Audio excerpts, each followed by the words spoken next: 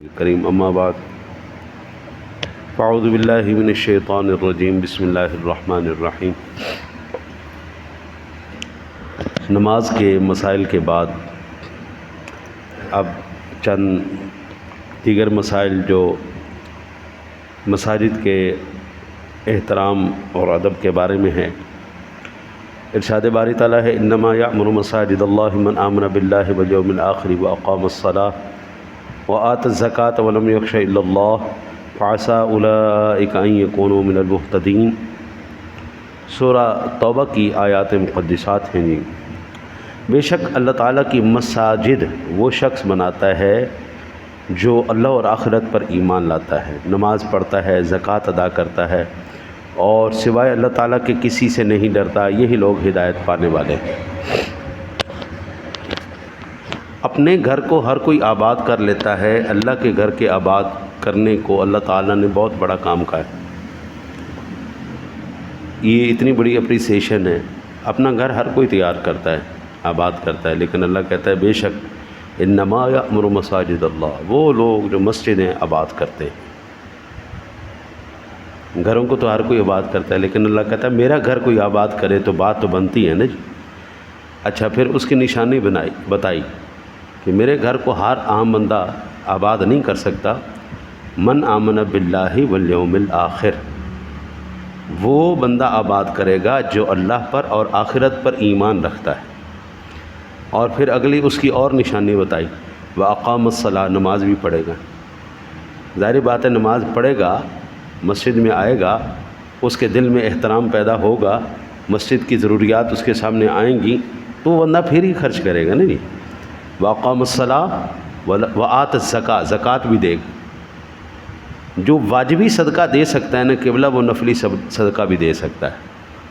اور جو بندہ واجبی صدقہ ہے واقام الصلاۃ وآت الزکاۃ، جو زکوٰۃ ہی نہیں دیتا وہ نفلی صدقہ کیا دے گا؟ میں قرآن کے اس حسن ترتیب کے قربان جاؤں، کس حسن ترتیب کے ساتھ اللہ تعالیٰ نے ظاہر اور باطن کو اور یہ ساری چیزوں کو ایسے سامنے رکھتے ہوئے آیا۔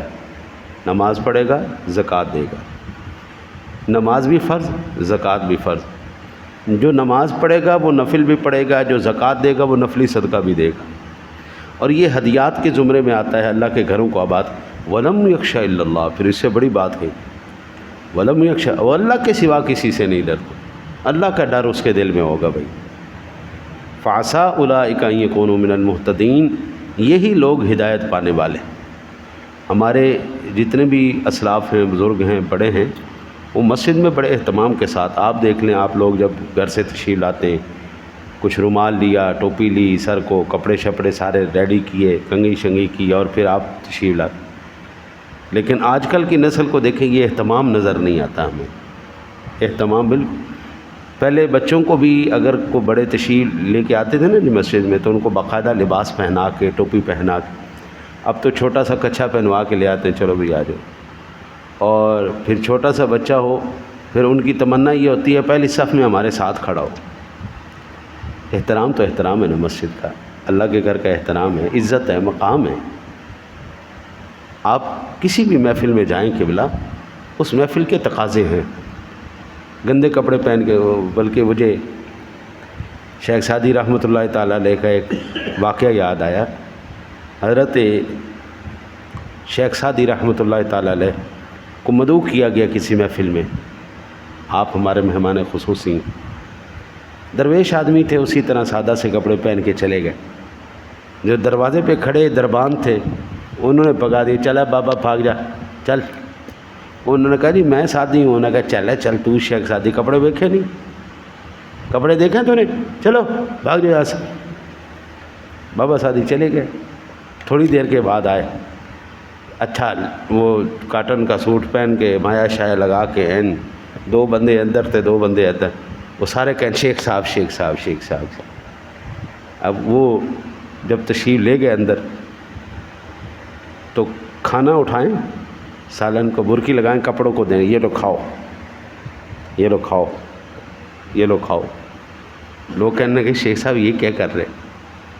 بھلا کپڑوں کو بھی کھانا کھلاتا ہے۔ انہوں نے کہا میں تو پہلے بھی آیا تھا، مجھے کسی نے نہیں دیا، میں تو یہاں پہ کپڑے پہن کے آیا ہوں تو ان کپڑوں کی عزت ہو رہی، میری عزت تو نہیں ہو رہی۔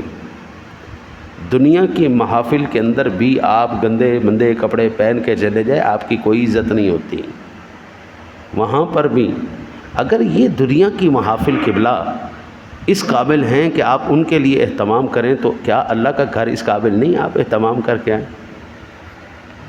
میرے آقا نبی اکرم صلی اللہ علیہ وسلم کا فرمان عالی شان ہے، آدمی کی مسجد میں نماز باجماعت اس کے گھر کی نماز سے اور بازار کی نماز سے 25 گنا بڑھ کر اجر و ثواب دیتی ہے۔ گھر کی مسجد بندہ گھر میں نماز پڑھے، ایک روایت میں 25 گنا، ایک میں 27 گنا ہے۔ پھر یہ جتنی بڑی مسجد ہوتی جائے گی پھر اتنا ثواب اس کا بڑھتا۔ مثلاً مسجد اقصیٰ میں آپ چلے جائیں تو آپ کو وہاں پر 25,000 نمازوں کا ایک نماز کے بدلے میں ثواب عطا ہوگا۔ آپ آقا کریم علیہ الصلوۃ والسلام کے روضہ انور پہ چلے جائیں تو 50,000 نمازوں کا ثواب اللہ تعالیٰ آپ کو عطا فرما دیتے ہیں۔ اور اگر آپ بیت اللہ شریف میں جب باجماعت نماز پڑھیں تو اللہ تعالیٰ آپ کو ایک نماز کے بدلے میں 1,00,000 نمازوں کا ثواب عطا فرماتا ہے۔ ایک حدیث پاک میرے ذہن میں ہے، آقا کریم علیہ الصلوۃ والسلام نے ارشاد فرمایا، اے اللہ جتنی برکت تو نے ہمیں مکے میں دی ہے نا، اس سے 2 گنا برکت ہمیں مدینے میں عطا فرما۔ اب اس لحاظ سے اس حدیث کو پیش نظر رکھتے ہوئے میں یہ کہہ سکتا ہوں کہ مکے میں اگر حضور کو 1,00,000 نمازوں کا ثواب ملتا تھا تو مدینے میں اس کا 2,00,000 ثواب ہوگا، کیونکہ آقا جی نے ارشاد فرمایا مجھے 2 گنا برکت چاہیے، اور یہ نہیں ہو سکتا حضور مانگے اللہ نہ دے، حضور مانگتے ہیں اللہ عطا فرماتا ہے۔ تو اب ہم یہ کہہ سکتے ہیں اگر کوئی مکے میں نماز پڑھتا ہے تو 1,00,000 نمازوں کا ثواب ہے، اور اگر کوئی مدینے میں پڑھے گا اللہ اس کو 2,00,000 نمازوں کا ثواب عطا فرمائے گا۔ اس لیے کہ جب بندہ وضو کر کے اچھا وضو کر کے پھر مسجد کی طرف جائے صرف نماز کے لیے، تو اس کے ہر قدم کے بدلے اللہ تعالیٰ اس کی نیکی بڑھا دیتا ہے۔ کوئی بندہ گھر سے باوضو ہو کے آئے، باوضو ہو کے اہتمام کر کے نماز کے لیے آئے تو اللہ تعالیٰ ہر قدم پر ایک نیکی بڑھا دیتا ہے، ایک گناہ کو گھٹا دیتا ہے، ایک گناہ مٹا دیتا ہے، ایک نیکی بڑھا دیتا ہے۔ اور جب تک نماز میں ہے تو اس وقت تک فرشتے اس کے لیے رحمت کی دعائیں مانگتے رہتے۔ ہمارے ساتھی آ جاتے ہیں نا جی، جو پہلے نماز کے لیے انتظار میں بیٹھے ہوتے ہیں نا جی، تو وہ جتنی دیر نماز کے انتظار میں بیٹھے ہوئے ہیں اللہ کے فرشتے ان کے لیے رحمت کی دعائیں کر رہے ہیں، تو یا اللہ اس کو رحمت عطا فرما، یا اللہ اس کو برکت عطا فرما، اس کے اوپر کرم فرما، اور اس کے مصلی پر موجود ہونے تک رہتے ہیں کہ اے اللہ اس پر رحمت اور برکت نازل فرما۔ اور جب تک کوئی نماز کا منتظر رہے تو وہ بھی نماز میں ہے۔ یہ بخاری و مسلم شریف کی حدیث پاک۔ یہاں سے پتہ چلا مسجد میں جو آ کر نماز سے پہلے بیٹھتے ہیں وہ لوگ 2 کام کر رہے ہیں، ایک تو وہ نماز کا ثواب حاصل کر رہے ہیں، دوسرا اللہ تعالیٰ کے فرشتے ان کے لیے دعائیں کر رہے ہیں۔ تو اگر پہلے آ سکتے ہوں تو پہلے آ جائے یا کریے، تاکہ اللہ تعالیٰ آپ کو اس کا بھی اجر و ثواب عطا فرمائے۔ اللہ سے دعا اللہ آپ کو مجھے عمل کی توفیق عطا فرمائے۔